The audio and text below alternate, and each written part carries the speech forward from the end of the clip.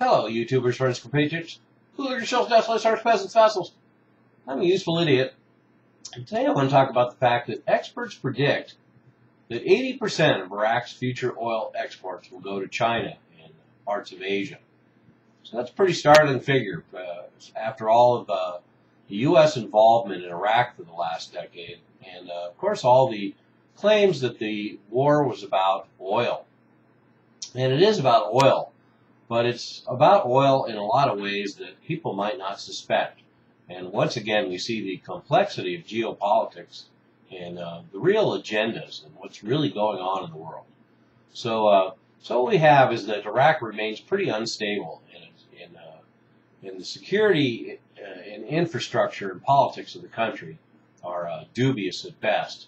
And Chinese state-owned oil companies are much more willing to deal with that environment than Western corporate companies. And that certainly makes sense. And just like with Afghanistan, China is certainly in a better position to help rebuild the infrastructure of Iraq and the oil industry. And that's what they will do. But I've been surprised at how quickly they have moved in and filled the void as Western companies focus in on Kurdistan, of course.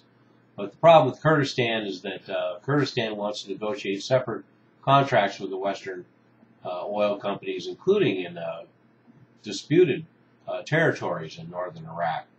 And Baghdad, of course, suggests that their constitution precludes any independent oil contracts worked out by Kurdistan.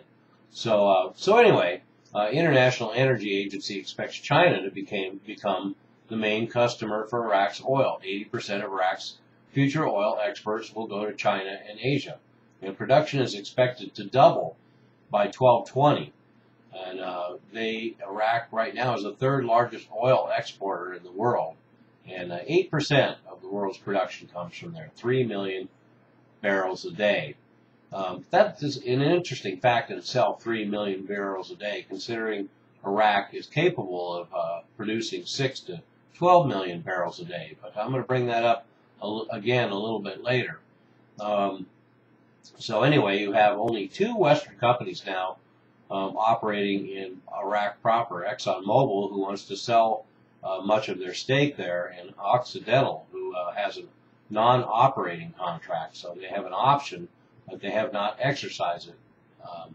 But the U.S. has actually done well as far as the industry, as far as field servicing and engineering. So the companies like Halliburton and other companies that represent energy interests have done really well in Iraq, but just not in oil production. So interesting, like I said earlier, considering the fact that the thought was that the war was about oil. But that brings me to my second part of this story, other than the irony that 80% of the oil from Iraq will go to China, not the U.S. And that's the story that came out by Greg Palast about a neocon plan by James Baker, that the oil companies didn't want to own the oil in Iraq. They wanted to slow production to keep prices up. So the war wasn't about producing more oil. It was about keeping a cap on the oil there to keep prices up. And that certainly makes sense in line with the fact that Saudi Arabia wanted the Iraq invasion to happen.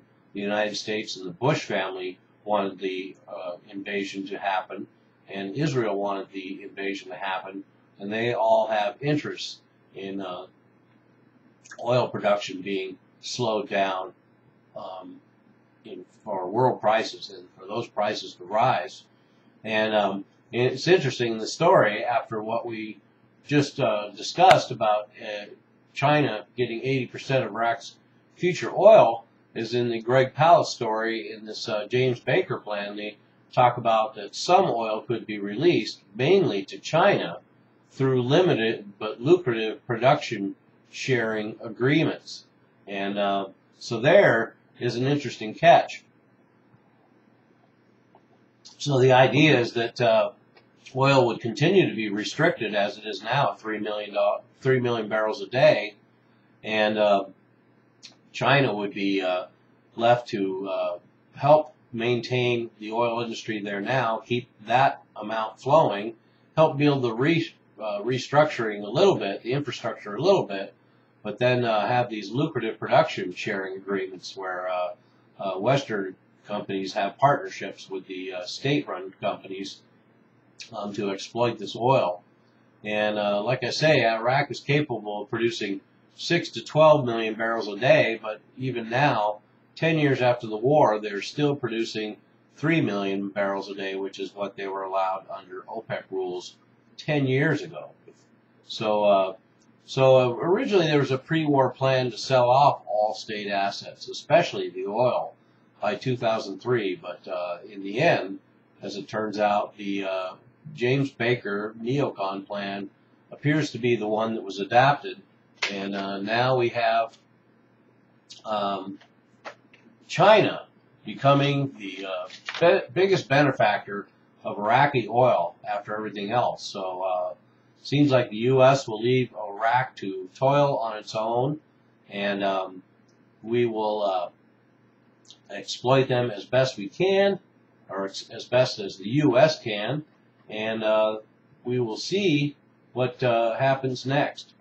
So China, the benefactor of Iraq oil.